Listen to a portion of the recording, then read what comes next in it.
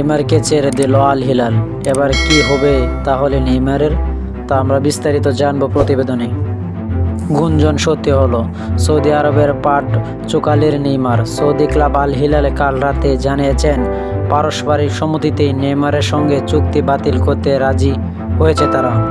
এর আগে গতকাল সোমবার ব্রাজিলিয়ান ক্লাব সান্তোস জানিয়েছিল আল হিলালের সঙ্গে চুক্তি বাতিল করে নেইমার আসছেন তাদের ক্লাবে। রাত না পোহাতে সত্যি হলো সেই খবর। আল হিলাল কাল রাতে সামাজিক যোগাযোগ মাধ্যমে বিবৃতি দিয়ে জানায় এই খবর।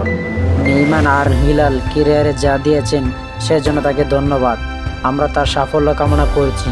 32 বছর বয়সী নেইমার 2023 সালে PSG ছেড়ে আল হিলালে যোগ দেন বাৎসরিক প্রায় $10.5 কোটি চুক্তিতে। তবে সৌদি আরবে যাওয়ার পর চোট আর কিছু কারণে মাত্র 60টি ম্যাচে খেলতে পেরেছেন নেইমার। অথচ ক্রিস্টিয়ানো রোনালদো ও করিম বেনজেমা পথ ধরে সৌদি ফুটবল যোগ দিয়ে আল হিলালকে বড় স্বপ্ন দেখিয়েছিল নেইমার।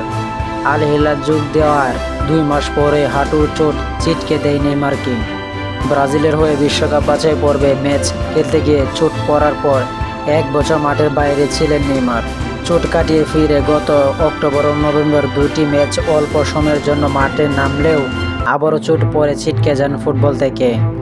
এরপর থেকে নেইমারের সৌদি আরব ছাড়ার গুঞ্জন। যুক্তরাষ্ট্রের মেজর লিগ সকারের কোনো ক্লাবে যোগ দিতে পারেন ব্রাজিলিয়ান তারকা। শুরুতে এমনটা শোনা গেলেও পরে আলোচনার সাথে নেইমারের প্রথম ক্লাব সান্তোস। ব্রাজিলের ক্লাবটি জানায় তারা আশা করছে নেইমার সান্তোসেই ফিরবেন। স্পোর্টস চ্যানেলটি যারা সাবস্ক্রাইব করেন না, সাবস্ক্রাইব করে আমার পাশে থাকবেন। ধন্যবাদ সকলকে।